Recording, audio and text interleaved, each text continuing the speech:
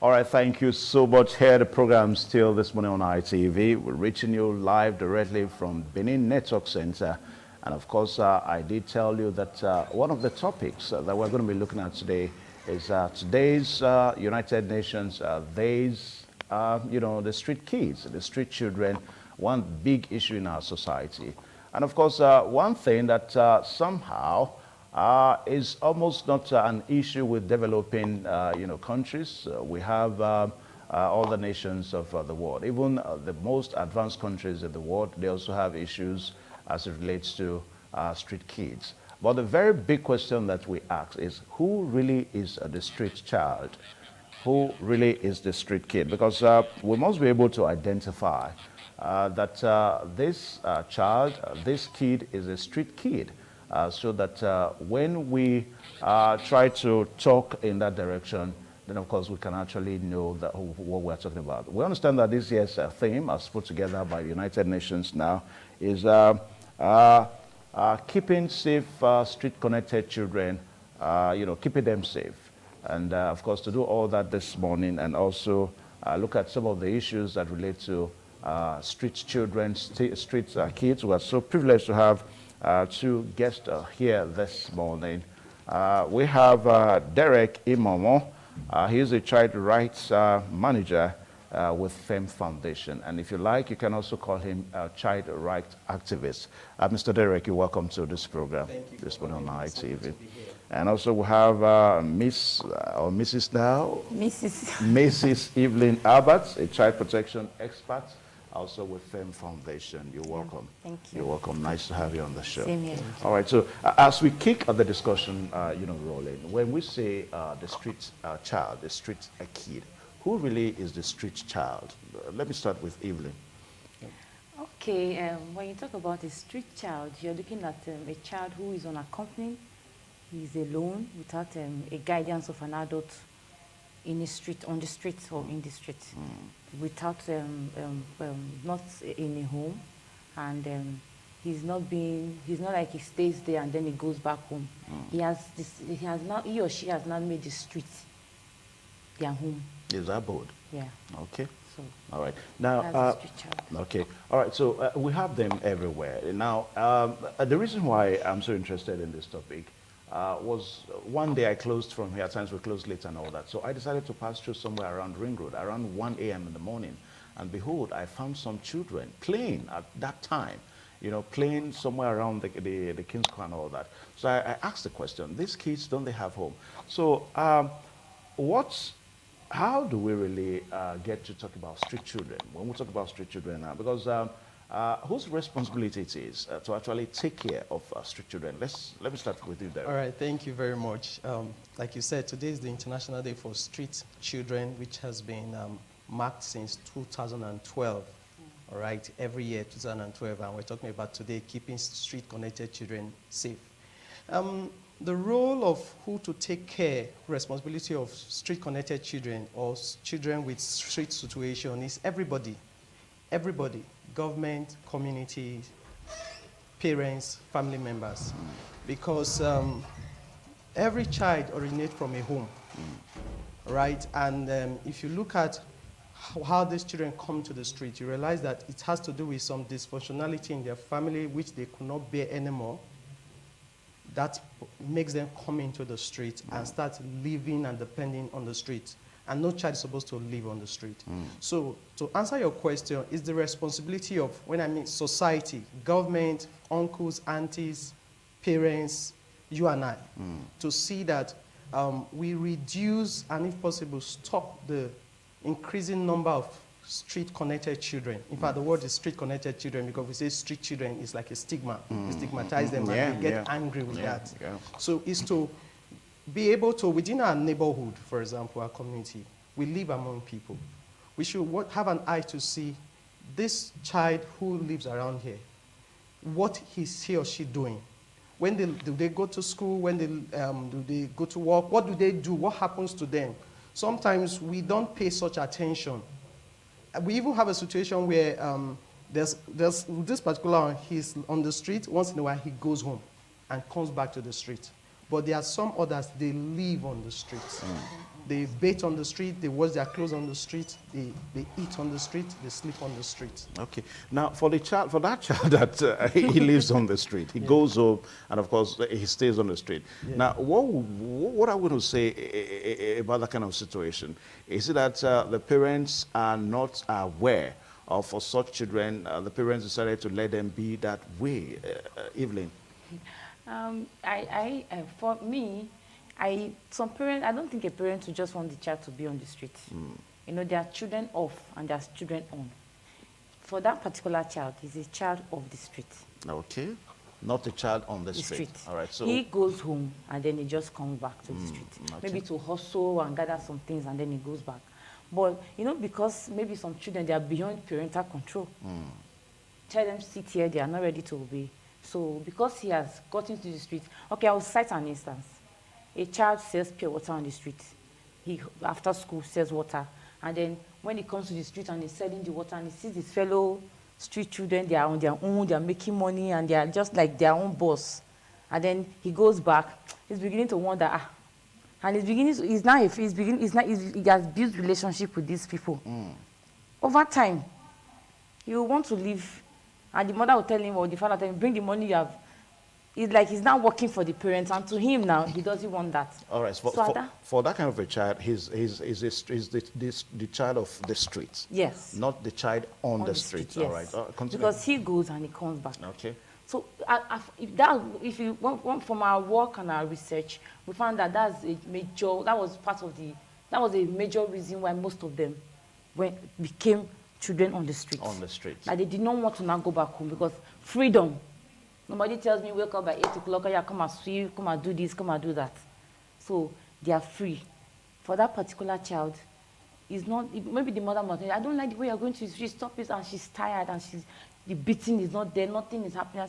The boy, so that's what he does. The day he feels okay, he goes back. The day he doesn't feel good, he stays back. Okay. Now, So Derek, that's I think we also need to be very careful here because just the way Evelyn has tried to describe the two types of children we can have on the street now. We have children off the street, and then on the children street. on the street. Yes. Now, we must be careful because there's no way we can totally delineate this kind of description from some of the old traditional ways that some children were raised up.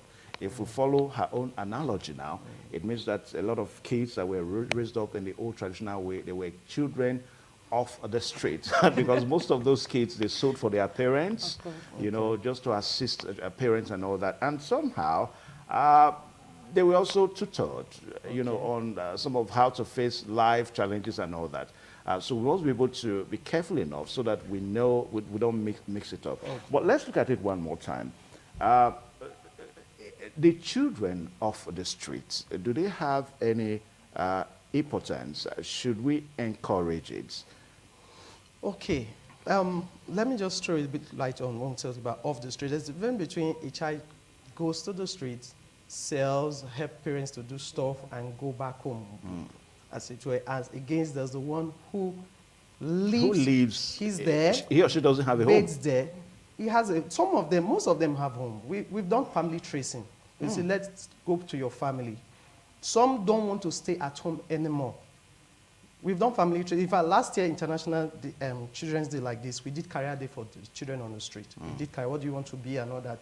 So we dressed them in their career costume, took them picture and showed them, this is your picture. You can be this person, but you can't be this person on the street. You need to go home.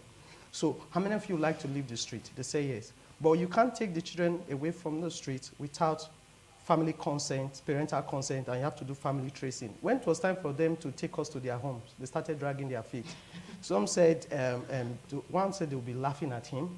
Another one started saying that the dad got married to another wife when the mom died. He doesn't want home. So most of them came from somewhere. They didn't jump from the sky. But there are some push factors that don't want them to go back home, that they don't want to go back home and stay at home and live home.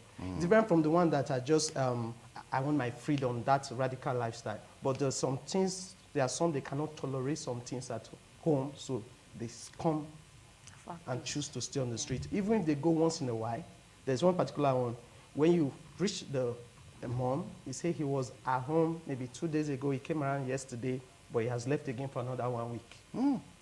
This one is not helping mom to sell or anything. It's just a lifestyle, as it were. Okay, now, Evelyn, from your own experience, why do you think parents are comfortable with such children? I mean, you have a child, that child, he or she comes home a day, 2-3 days, he or she is out from the house. You know, why do you think parents are comfortable with that kind of situation? Or some parents, I should say now. I'm a parent. I mean, I have given birth to a child, so I know the process it takes to actually bring a child to the world. Yeah. So I wonder, whenever I see these children, I'm like, why are their mothers? At least even though the father might not be able to understand the process, but what about their mothers? So there's already a default in parenting. There's a big default in parenting in our society. That's why we see that a dysfunctional child, if not well cultured or rebuked, might become a dysfunctional adult. So that's what we see. We see parents who are not ready to do the extra work of parenting the children. Parenting is intentional and it's a thing of the heart. And that's what we don't see these days. We just see parents who eat your food, or yeah, go to school, come back, nothing. A child who is genuinely loved will not find home on the street. A child who feels comfortable at home will not want to be with and be sleeping under the rain, under the sun. I don't think so. So it's a parenting default. Okay, just before you throw light, now a recent research actually showed that it was almost a very big problem in the time past, judging by the fact that most parents didn't have the opportunity to be educated and all that. But to an extent now, you may want to say that some parents are educated, if not the formal education. They may have gone through some form of informal education and all that. But how come we still have street children, you know, a phenomenon that is still prevalent in our society?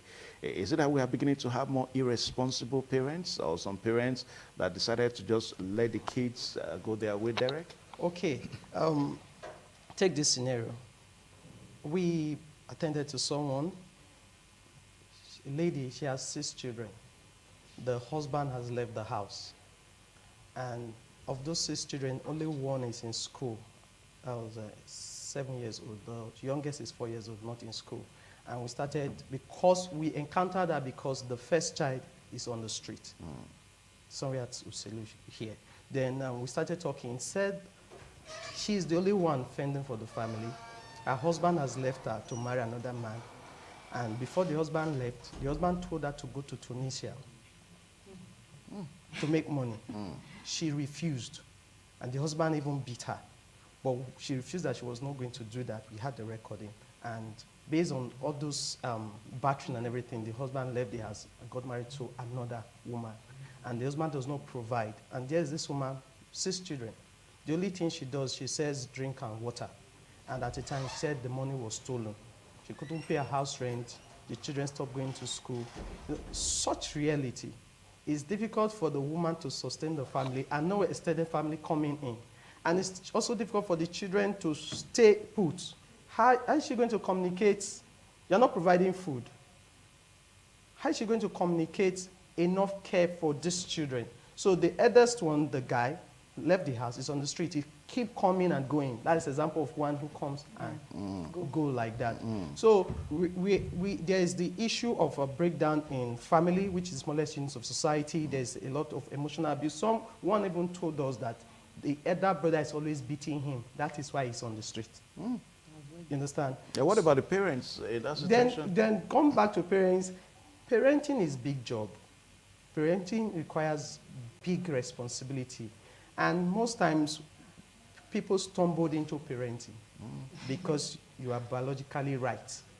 Not necessarily you have the emotional balance, the psychological balance, the wherewithal to raise up a child. But because you are biologically right, you just stumble. Yes. So the responsibility of now raising, molding, and modeling for a child is a different ballgame entirely. So one of the biggest bane we have right now is the inability of the average parents to nurture children in a way that is not threatening, create an atmosphere that is loving, where children are free to be themselves, express themselves. They know their right and their responsibility. And parents know their right and their responsibility and be able to manage that reality. But the numbers are increasing. They are increasing, Yeah. certainly. You know, like today now, the Age weather, waking up this morning, the weather very cold. Yeah, The children slept you outside. find expression Sometimes there. there's this board or wood, try to put it close to a fence or a wall and just sleep there. Then if you wake up early in the, sometimes there are some weekends. There was one time we went to them by 9 a.m. Somewhere around the hammer. They were still sleeping. We were the one that woke them up. 9 a.m. They were just sleeping on the road. Okay, let's look at the danger now, because there are dangers, you know, that for these kids and also for the society, the impending danger that we may have as we allow these children. Now, just like what I said a while ago, that children off the street, we must be careful with that now. But we've seen that children of the streets turn out to be children on the street. They even go as far as enticing other children to come with them, and of course they now be on the street together. Now, what are the inherent dangers that lies in allowing children to be off the streets, and also in no distant time they now be children on the street? What are the dangers? Okay. Yeah.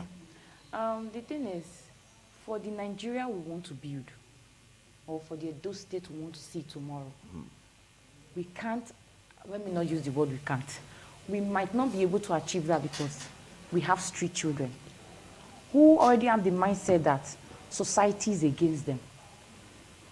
When a child already believes that, oh, you that is on a big, riding maybe GLK and then they're on the street, most of them are already tagged witches or robbers or this or that. They already tagged big bad names. And so there's, like someone, like when there was an interview we did on the street, and the boy said, when we're asking for what do you want to be in the future, he said he wants to be an assassin. He wants to be an assassin. Yes. That we start from his father and mother. Then we now start shooting killing all the big people that used to drive and pass them. When they are begging, they don't give them anything. We had to go take that child through rehabilitation. The boy is in Lagos and he's doing very well. So you see that if something is not done about street children, my children, our children are not safe. Because if a street child wears suits now, maybe he's 20-something, he wears suits, and I have a daughter, and they meet at a market square. Maybe he starts doing pressing, and then he's having little money. Love now find themselves through. You understand me? My daughter is not safe. I'm not safe. So, because the street child mindset is, how can we make society unstable? If you see them where they are busting stores, they are taking your phones when you are passing, they are finding, sometimes they will tell us that at night they rape some people who are passing by. There are some spots you can't pass around at night because they are even there. in Benin, yeah. And so you see that the effect of street children on the streets, if it's not taken care of, can lead to killings, robbery, all kinds of vices you can think about. Okay, I understand that you guys are from FEM Foundation, one of the NGOs in town that look into the issues of street children and all that. We have so many other NGOs like that in Benin and even in the country. Now, we also have the state governments coming in. So in Edo State here, we understand that the Edo State government, in collaboration with Ministry of Women Affairs, is actually handling street children situation and all that. But it seems what is being done is not enough. Just like what was said, that the statistics for street children is rising by the day. You may not know, because most times, most of us, 9 o'clock, 10 o'clock, we are indoors, we are sleeping. If you go out at times, 1 a.m., there are spots in Benin City that you find street children. I have seen them because of the nature of my job. Like what I said a while ago, most times I close at night, I go home, and I see these children, 5, 6 years old, at that wee hours of the night and all that. So what do you think should be done? That it looks as if efforts put together is not enough. Where are we lacking? Okay. We are Living Your Dreams initiative, which is a signature ministry of FEM Foundation Ministries, right? Okay. So a lot has been done, and a lot still needs to be done. Good thing we have been able to, in Edo State, we have the Child Rights Act, all right? We have been able to, we have some network, CPN, Child Protection Network, and some of these, the ministry kind of puts the different NGOs to work, to collaborate, to be able to see how we can mitigate the increasing challenge of street-connected children in our state. Now, like I will always say, we don't just need to have policies, we need to work the policies. There are policies available which we need to implement, right? We need to have more foster homes, or what you call transit shelter for these street-connected children. We need to have uncles, aunties who watch out for their nephew, nieces, all right, who don't just leave it to government. So government should sort it out because we are all the government, right? We need to also have NGOs, FBOs, churches who are transparent and thorough, who will not use the means of solving the problem of street-connected children to make money. There's that aspect of it also. Then we need collaboration with the security agencies. One of the set of people the children complain about was the security, because we use them. When I mean we use them, people of means use them to disperse them. Disperse the security. Disperse the children for where they are. You know, sometimes, okay, there was a time we were meeting with them at a particular place. Security disperse the children where they are. Yes. And we were looking for them, because we meet with them every week, once a week. We were looking for them. They were fewer in number. They said they used the security agents to drive them away. Yeah, so but the security agent must do their job. No, there's a difference between, yeah, they'll do their job. You know, she made mention of sometimes there is the lack of a trusted adult within them, among the children. And when we talk about trusted adults, a part of the trusted adult is the security personnel, all right? But we have also had security personnel do a very good job protect them. It's not one side. But sometimes, particularly this particular spot, I remember one of the person who has a shop there say, I don't know what you are doing. Nothing good can come out from these children. That's what he told us. Because we said we want to be we normally meet with them there, close to his. He said, no, there's no space. You can't meet with them here. There's nothing good about them. And a few days later, there was kind of a fight between the children on the street and the people who have shops there. Because what's the issue? Say they don't like us, they drive us. And those people, you know, they just this, and they try to use personnel, security personnel to drive them, to disperse them. But after a while, they came back because they went to West Country Home. Now they came back. There's even another convergence over at Amagba now.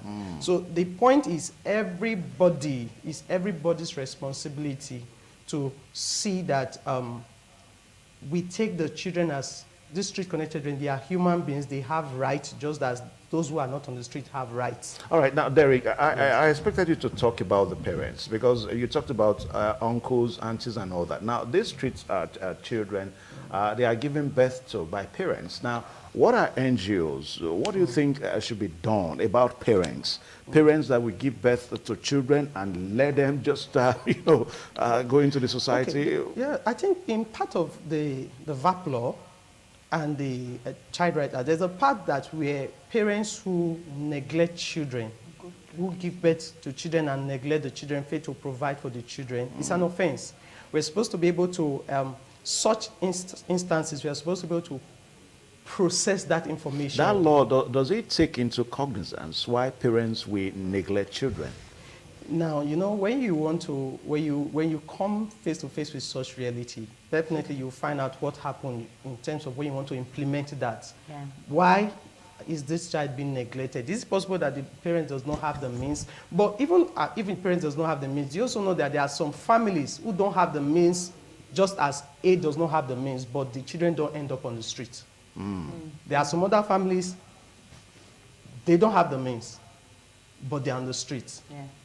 It's a decision and a will. Families that they have the means? Both don't have the means. One end up on the street, one did not go to the street. We are going through the same thing, but we are responding to it differently. You understand? So, but the point is, when you come face to face with that, you begin to ask the question, why are you not providing? Is it an issue of irresponsibility, it's not your business, or is it that you really don't have?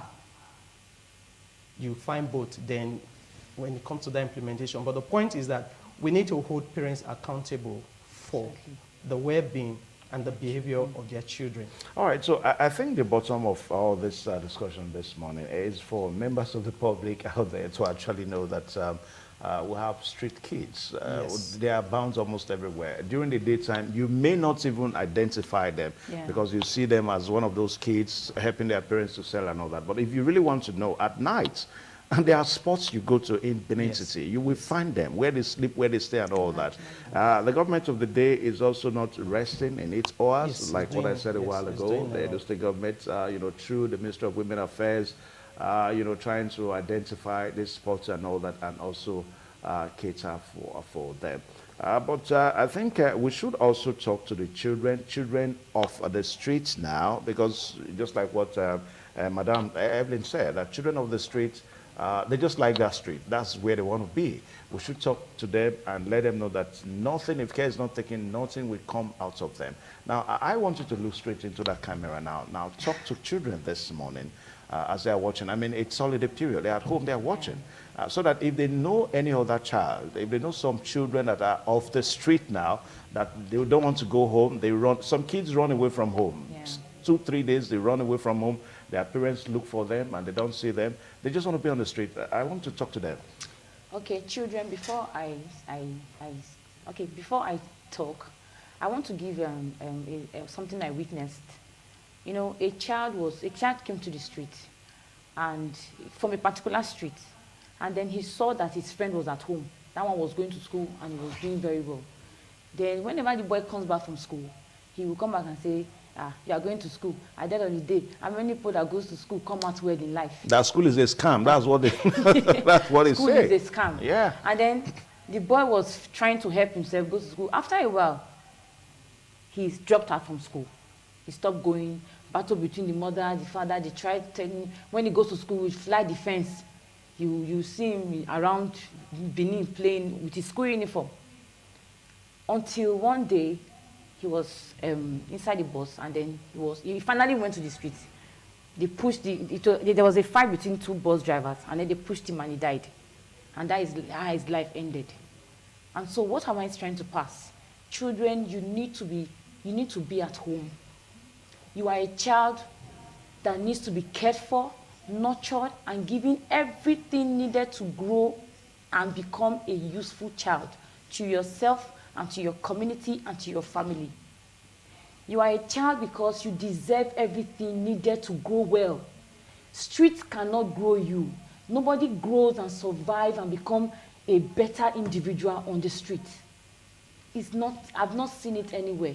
And so I urge you children, stay at home, be nurtured by your parents, be loved by your parents. Even though things are not going well at home, as long as your parents are showing you love, they're giving you all the care and attention you need, stay at home, and believe me, you will not live your nightmare, but you will live your dreams to the fullest, and you'll be happy with yourself. Okay, I want to say I'm touched. I think there's no better time to put this kind of talk show on television other than this now. The kids are at home. It's holiday period, so they are watching this morning. Please, my dear children out there, my dear kids out there, Auntie has spoken to you guys this morning that nothing comes out from the street child. So you must stay at home so that mommies and daddies can nurture you in love. You grow, you develop, and you become a responsible adult. I want to say thank you to Mrs. Evelyn Albert, child protection expert, and also Derek Momo, child right manager with FEM Foundation. Thank you so much for coming on the show.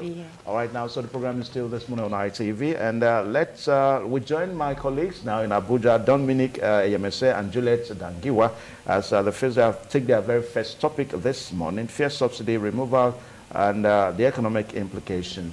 A very good morning to you out there in Abuja. Yeah, good morning, Evans. That was a very nice discussion. I'm fine. Guests there. All right, so over to you now. We would have loved to ask your guests some questions. Okay, all right. But we would have loved to ask your guests some questions, but don't mind. In the course of the program, we shall be looking at that issue right here in Abuja too, maybe in the course of our discussion before we wrap up this program, because the issue of street children should not just be a regional issue. It's a national problem. And you know, in these parts of the country, the northern part of the country precisely, we have large numbers of children roaming the street and nobody to cater for them. Well, I wanted to ask your guests over there, what can the government do? Because we know we lack so much facility to accommodate these children that are outside there. Before now, we've heard of the Almajori system, which so many persons said it's not too good for a country like this, that the children should be in a better facility, like maybe a school setting up for instance. I don't know if your guests will react to that quickly before they leave the studio. Okay. All right. I hope you heard, Derek. All right. I think I heard Okay. clearly. Okay, thank you very much. Fundamentally, no child is expected to grow outside of a family. Yeah. Every child should grow within a family. And the more we have children on the street, we are saying we are creating a system, a supply chain of continuously having tout and agberos in our system, because today they are street children, tomorrow they become street adults. And that lifestyle they've copied, they maintain, and they maintain another street child. So for us as a nation, we need to have a family system, whether biological or by fostering, where every child grow in an atmosphere where there's a father and a mother who see to their well-being. They go to school, they are well nurtured, not necessarily going to the street to beg or to fend. Because at that age, they are supposed to be provided food, shelter, protection, nutrition, health for them. There should be a family parental figure that does these things for the children, not the children going to the street to do it for themselves. And that predisposes them to trafficking in persons, and sometimes you have the issue of smuggling, where people pay to be smuggled abroad. And in fact, we had last week, 3 weeks ago, at the time we were looking for a particular set of children, they are now adults, they said they've gone to Ghana. But 3 weeks ago, one of them came back and he said he had to escape from the ceiling to come back. That it was hell, but the other two, they are still there. But because they've been on the streets, they transcended from saying, I'm going to pay you to smuggle me to a particular place, until he had that experience and he had to come back. So conclusively, sir, the point is we need to have a family system. The government needs to institute a family system. Communities, churches, mosques, NGOs, men of means need to have a family system, a place where there's a father, there's a mother, whether biological foster, where children grow, and we are not using the children for our own purpose. We are not trafficking the children, we are not abusing the children, we are not using the children to make promote self-wealth for ourselves. That is, I think that's the part we should go. Thank you. Okay. Juliet, I think, Madam Evelyn now, I think he also talked about the Amajiri, system that is very prevalent in the north. Is a big issue in the north. That to the extent that some persons almost want to believe that it is right. After all, we've had some persons that may have grew from that Amajiri system, and they are better people in the society. Can we continue to encourage that? No, we shouldn't. We can't continue to encourage the Amajiri system, because I think children should, when you say you're a child, it means you can't decide for yourself. You can't care for yourself. You can't grow yourself, and you cannot develop yourself. And so those children are being forced to grow in a system that, at the end of the day, they grow up to become hard-hearted humans that don't have compassion. Because I've even around those states, I've drove by and I see them. I rolled my glass down when I was like, should I carry you to my house? Will you follow me? The guy said, no, just give me 20 naira. And I'm okay. I said, no, but you don't need 20 naira. But they don't even want to live where they are. They are comfortable there.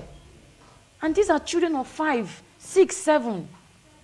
I can't even imagine. It's not, we are not being, the society is not being fair to them, because they can't grow well and they cannot develop well. And so, as business. Yes. And so when they become adults, I'm telling you, it will be so bad that we cannot even feel safe in our society. Because these people, they didn't have, when you nurture a child, when you grow up in a loving environment, you become a loving adult. You become a loving person. You become compassionate. But see the way they are growing. All right, so over to Dominic, you may say now, and Juliet, so that let me let you have your talk show right in Abuja.